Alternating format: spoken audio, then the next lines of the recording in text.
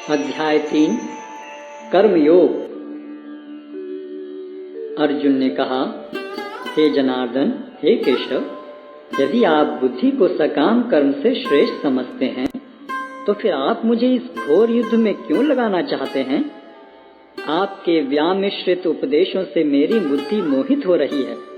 अतः कृपा करके निश्चय पूर्वक मुझे बताएं कि इनमें से मेरे लिए सर्वाधिक श्रेयस्कर क्या होगा।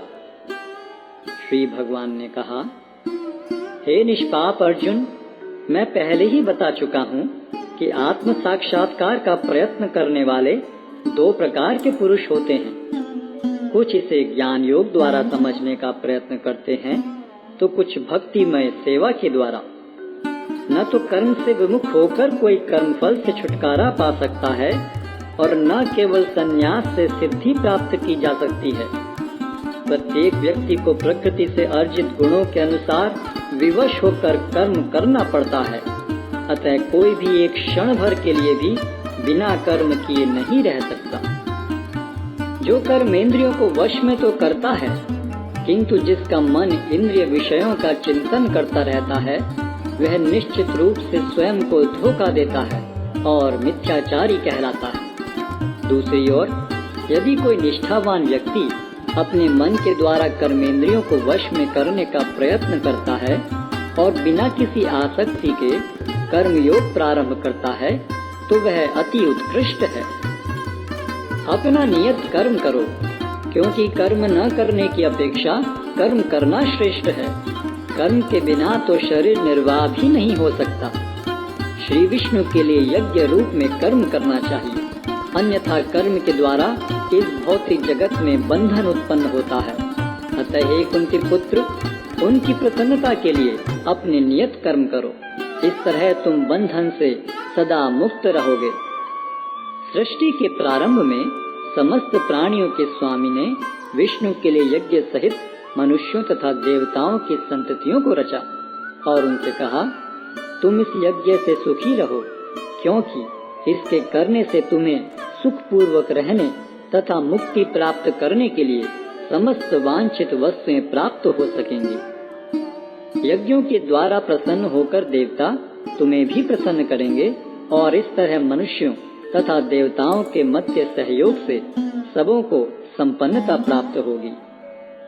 जीवन की विभिन्न आवश्यकताओं की पूर्ति करने वाले विभिन्न देवता यज्ञ संपन्न होने पर प्रसन्न होकर तुम्हारी सारी आवश्यकताओं की पूर्ति करेंगे। किंतु जो इन उपहारों को देवताओं को अर्पित किए बिना भोगता है, वह निश्चित रूप से चोर है।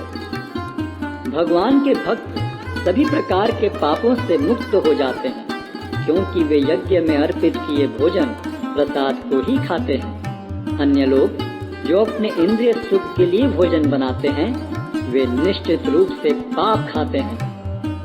सारे प्राणी अन्न पर आश्रित हैं, जो वर्षा से उत्पन्न होता है। वर्षा यज्ञ संपन्न करने से होती है और यज्ञ नियत कर्मों से उत्पन्न होता है। वेदों में नियमित कर्मों का विधान है और ये वेद साक्षात श्री भगवान से प्रकट हुए हैं। फलतः सर्वव्यापी ब्रह्म यज्ञ कर्मों में सदा स्थित रहता है। हे प्रिय अर्जुन, जो मानव जीवन में इस प्रकार वेदों द्वारा स्थापित यज्ञ चक्र का पालन नहीं करता, वह निश्चय ही पाप में जीवन व्यतीत करता है। ऐसा व्यक्ति केवल इंद्रियों की तुष्टि के लिए व्यर्थ ही जीवित रहता है। किंतु जो व्यक्ति आत्मा में ही आनंद लेता है तथा जिसका जीवन आत्म साक्षात्कार युक्त है और जो अपने में ही पूर्णतया संतुष्ट रहता है, उसके लिए कुछ कारणीय कर्तव्य नहीं होता। स्वरूप सिद्ध व्यक्ति के लिए न तो अपने नियत कर्मों को करने की आवश्यकता रह जाती है, न ऐसा कर्म न करने का कोई कारण ही रह जाता है। उसे किसी अन्य जीव पर निर्भर रहने की आवश्यकता भी नहीं रह जाती। अतः कर्म फल में आसक्त हुए बिना मनुष्य को अपना कर्तव्य समझकर निरंतर कर्म करते रहना चाहिए, क्योंकि अनासक्त होकर कर्म करने से उसे पर ब्रह्म की प्राप्ति होती है। जनक जैसे राजाओं ने केवल नियत कर्मों को करने से ही सिद्धि प्राप्त की, अतः सामान्य जनों को शिक्षित करने की दृष्टि से तुम्हें कर्म करना चाहिए। महापुरुष जो जो आचरण करता है, सामान्य व्यक्ति उसी का अनुसरण करते हैं। वह अपने अनुसरणीय कार्यों से जो आदर्श प्रस्तुत करता है, संपूर्ण विश्व उसका अनुसरण करता है। हे प्रथापुत्र, तीनों लोकों में मेरे लिए कोई भी कर्म नियत नहीं है। न मुझे किसी वस्तु का अभाव है और न आवश्यकता ही है, तो भी मैं नियत कर्म करने में तत्पर रहता हूँ। क्योंकि यदि मैं नियत कर्मों को सावधानी पूर्वक न करूँ, तो हे पार्थ, यह निश्चित है कि सारे मनुष्य मेरे पथ का ही अनुगमन करेंगे। यदि मैं नियत कर्म न करूँ, तो ये सारे लोग नष्ट हो जाएंगे। तब मैं अवांछित जन समुदाय को उत्पन्न करने का कारण हो जाऊंगा और इस तरह संपूर्ण प्राणियों की शांति का विनाशक बनूंगा। जिस प्रकार अज्ञानी जन फल की आसक्ति से कार्य करते हैं, उसी तरह विद्वान जनों को चाहिए कि वे लोगों को उचित पथ पर ले जाने के लिए अनासक्त रहकर कार्य करें। विद्वान व्यक्ति को चाहिए कि वह सकाम कर्मों में आसक्त अज्ञानी पुरुषों को कर्म करने से रोके नहीं, ताकि उनके मन विचलित न हो, अपितु भक्ति भाव से कर्म करते हुए वह उन्हें सभी प्रकार के कार्यों में लगाएं, जिससे कृष्ण भावनामृत का क्रमिक विकास हो। जीवात्मा अहंकार के प्रभाव से मोहग्रस्त होकर अपने आप को समस्त कर्मों का कर्ता मान बैठता है, जबकि वास्तव में वे प्रकृति के तीनों गुणों द्वारा संपन्न किए जाते हैं। हे महाबाहो, भक्ति भाव में कर्म तथा सकाम कर्म के भेद को भली भांति जानते हुए जो परम सत्य को जानने वाला है, वह कभी भी अपने आप को इंद्रियों में तथा इंद्रिय तृप्ति में नहीं लगाता। माया के गुणों से मोहग्रस्त होने पर अज्ञानी पुरुष पूर्णतया भौतिक कार्यों में संलग्न रहकर उनमें आसक्त हो जाते हैं। यद्यपि उनके ये कार्य उनमें ज्ञानाभाव के कारण अधम होते हैं, किंतु ज्ञानी को चाहिए कि उन्हें विचलित न करे। अतः हे अर्जुन, अपने सारे कार्यों को मुझ में समर्पित करके मेरे पूर्ण ज्ञान से युक्त होकर लाभ की आकांक्षा से रहित, स्वामित्व के किसी दावे के बिना तथा आलस्य से रहित होकर युद्ध करो।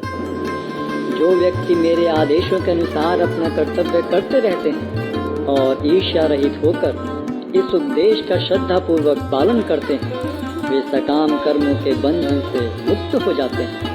किंतु जो ईर्ष्यावश इन उपदेशों की उपेक्षा करते हैं और इनका पालन नहीं करते, उन्हें समस्त ज्ञान से रहित, दिग्भ्रमित तथा सिद्धि के प्रयासों में नष्ट भ्रष्ट समझना चाहिए। ज्ञानी पुरुष भी अपनी प्रकृति के अनुसार कार्य करता है, क्योंकि सभी प्राणी तीनों गुणों से प्राप्त अपनी प्रकृति का ही अनुसरण करते हैं। भला दमन से क्या हो सकता है? प्रत्येक इंद्रिय तथा उसके विषय से संबंधित राग द्वेष को व्यवस्थित करने के नियम होते हैं। मनुष्य को ऐसे राग तथा द्वेष के वशीभूत नहीं होना चाहिए, क्योंकि ये आत्म साक्षात्कार के मार्ग में अवरोधक हैं। अपने नियत कर्मों को दोषपूर्ण ढंग से संपन्न करना भी अन्य के कर्मों को भली भांति करने से श्रेयस्कर है। स्वीय कर्मों को करते हुए मरना पराये कर्मों में प्रवृत्त होने की अपेक्षा श्रेष्ठतर है, क्योंकि अन्य किसी के मार्ग का अनुसरण भयावह होता है। अर्जुन ने कहा, हे वृष्णिवंशी, मनुष्य न चाहते हुए भी पाप कर्मों के लिए प्रेरित क्यों होता है? ऐसा लगता है कि उसे बलपूर्वक उनमें लगाया जा रहा हो। श्री भगवान ने कहा, हे अर्जुन, इसका कारण रजोगुण के संपर्क से उत्पन्न काम है, जो बाद में क्रोध का रूप धारण करता है और जो इस संसार का सर्वभक्षी पापी शत्रु है। जिस प्रकार अग्नि धुएं से, दर्पण धूल से अथवा भ्रूण गर्भाशय से आवृत रहता है, उसी प्रकार जीवात्मा इस काम की विभिन्न मात्राओं से आवृत रहता है। इस प्रकार ज्ञान में जीवात्मा की शुद्ध चेतना उसके काम रूपी नित्य शत्रु से ढकी रहती है, जो कभी भी तुष्ट नहीं होता और अग्नि के समान जलता रहता है। इंद्रियां, मन तथा बुद्धि इस काम के निवास स्थान हैं। इनके द्वारा यह काम जीवात्मा के वास्तविक ज्ञान को ढककर उसे मोहित कर लेता है। इसलिए हे भरतवंशियों में श्रेष्ठ अर्जुन, प्रारंभ में ही इंद्रियों को वश में करके इस पाप के महान प्रतीक काम का दमन करो और ज्ञान तथा आत्म साक्षात्कार के इस विनाशकर्ता का वध करो। कर्मेंद्रियां जड़ पदार्थों की अपेक्षा श्रेष्ठ हैं। मन इंद्रियों से बढ़कर है, बुद्धि मन से भी उच्च है और वह आत्मा बुद्धि से भी बढ़कर है। इस प्रकार हे महाबाहु अर्जुन, अपने आप को भौतिक इंद्रियों, मन तथा बुद्धि से परे जानकर और मन को सावधान आध्यात्मिक बुद्धि से स्थिर करके आध्यात्मिक शक्ति द्वारा इस काम रूपी दुर्जय शत्रु को जीतो।